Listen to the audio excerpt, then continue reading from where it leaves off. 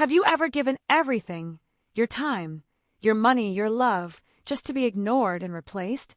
My name is Anna Clark, and this is the story of how I planned my mother's dream wedding in secret, only to have my new stepsister steal all the credit. Stay with me until the end, because you'll see how one night of truth changed everything. The clinking of glasses filled the reception hall. My mom stood at the head table, smiling brighter than I'd ever seen her. "To Grace," she said, lifting her glass. "The one who made this magical day happen. I couldn't have done it without you." The room erupted into applause.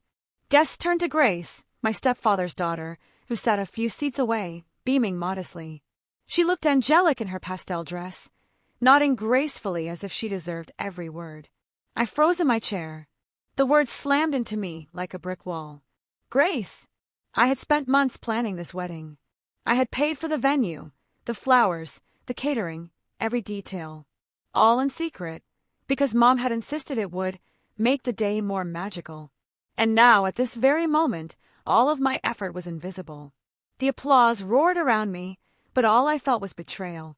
My chest tightened, my eyes burned, and I forced a smile so no one could see me breaking. Inside, though, a storm was brewing. There was a time when Mom and I were inseparable. Friday night movie marathons, long talks over coffee, laughing until we cried. I thought nothing could break that bond. But everything changed when she met Mark, and even more when Grace entered the picture. Grace was younger, prettier, effortlessly charming. People adored her instantly. Slowly, I watched Mom pull away from me. She started spending more time with Grace, shopping trips, inside jokes, dinners without inviting me. At first, I told myself it was just new family bonding.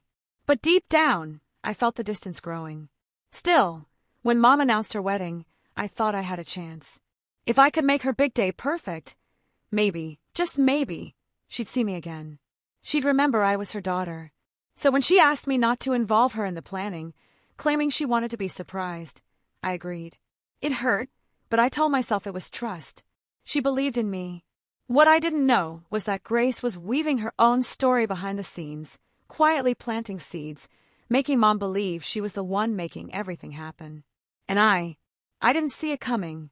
The weeks before the wedding nearly destroyed me. By day, I worked my regular job. By night, I became a one-woman wedding planner. My apartment transformed into chaos. Fabric swatches, vendor contracts, flower samples covering every surface. When the florist said Mom's dream flowers weren't in season, I called every supplier in town until I found a replacement. When the venue double-booked us, I spent sleepless nights on the phone, negotiating until I secured a better, though more expensive location. I paid for tastings, folded ribbons for every chair by hand, and designed invitations from scratch to save money. Every spare dollar went into making the day flawless. Every late night was fueled by the hope that Mom would see my effort, that she'd smile at me again like she used to. But I stayed quiet, because Mom had insisted. "Don't tell me, Anna. Just surprise me." So I kept my sacrifices hidden. Looking back now, I realize Grace must have known. She never lifted a finger, but she was always there, smiling sweetly, letting Mom believe she was the mastermind. And I, blinded by hope, never noticed how neatly she was stealing everything I had worked for. One night, weeks before the wedding, I overheard something that should have shattered the illusion right then and there. Mom and Grace were sitting in the living room. I was in the kitchen, scribbling guest list notes when their voices carried over. "Oh, Grace," Mom said warmly, "you've been such a lifesaver with this wedding planning. I don't know what I'd have done without you." I froze mid-sentence. My pen slipped from my hand. "What?" Grace giggled lightly. "It's nothing, really. I just want your day to be perfect. You deserve it." Mom's voice softened. "I'm so lucky to have a stepdaughter like you. You're probably even better at this than Anna." Her words pierced through me like a knife. Better than me. But Grace hadn't done anything. Not one vendor call, not one ribbon tied. I wanted to storm in, scream the truth. But I stopped myself. Maybe Mom was just being polite. Maybe I was overthinking. I told myself it didn't matter. That my work would speak for itself on the wedding day. But as I stood in that kitchen, my chest tight, I realized Grace wasn't just helping. She was stealing my place, piece by piece. The reception speech confirmed what I had feared. But in truth, I should have known long before. Grace had been weaving lies for weeks. When Mom didn't ask me about the flowers, or the seating chart, or the decorations, I thought it was just her way of keeping the surprise. Now I understood she didn't ask because she thought Grace was handling it all. I remembered how Grace had smirked when Mom praised her, how she'd played the part of the humble heroine, all while knowing I was killing myself behind the scenes. That night, at the reception, her smug little glance toward me said it all. She knew.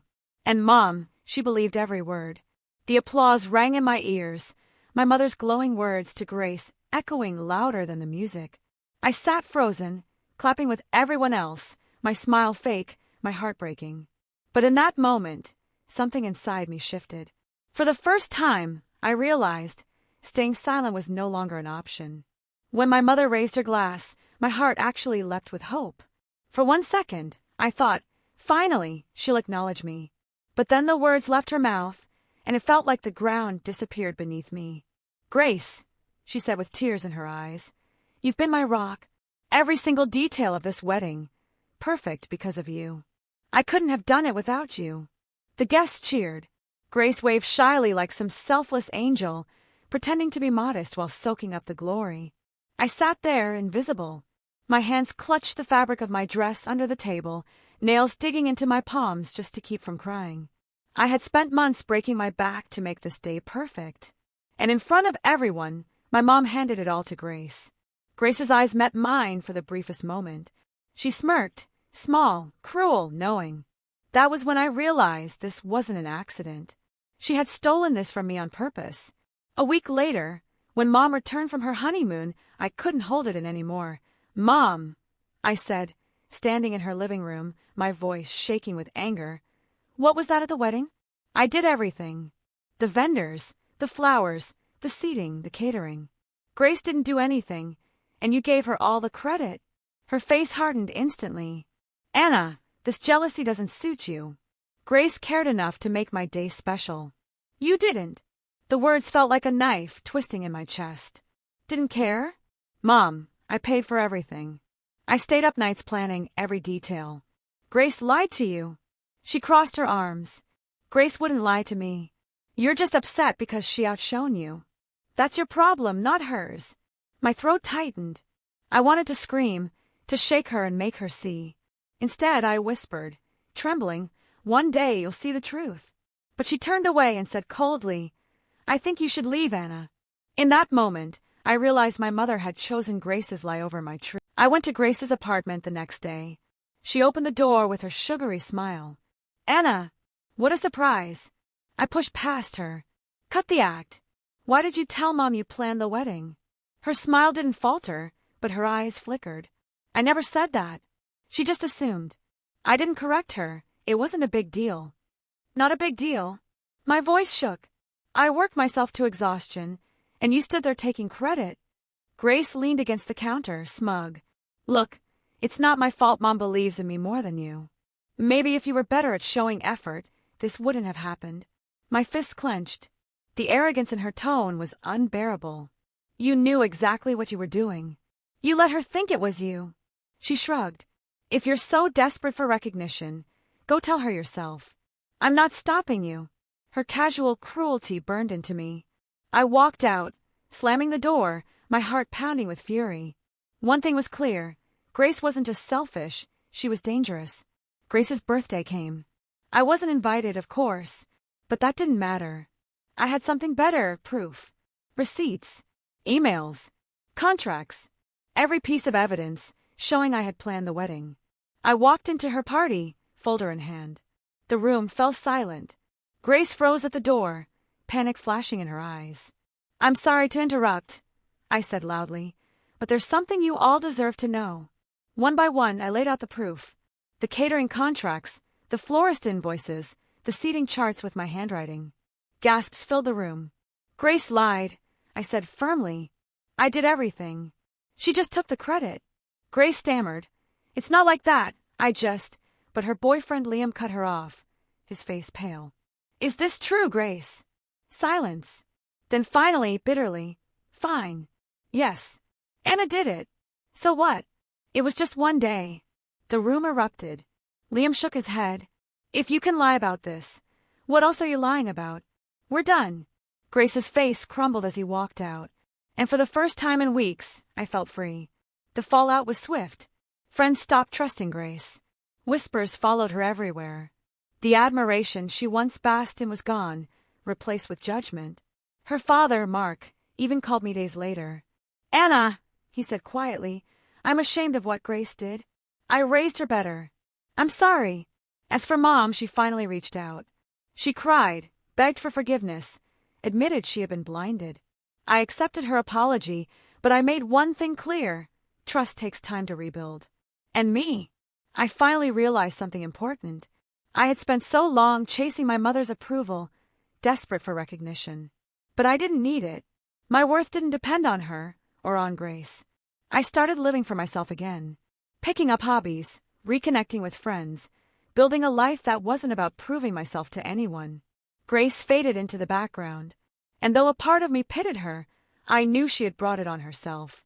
Because lies can only shine for so long. Eventually, the truth burns brighter. So what do you think? Was my mom too blinded by Grace's lies, or should I have spoken up sooner? If this story hit you in the heart, don't forget to like, share, and subscribe for more real stories of betrayal, revenge, and redemption. And remember, no matter how invisible you feel, the truth always finds its way out.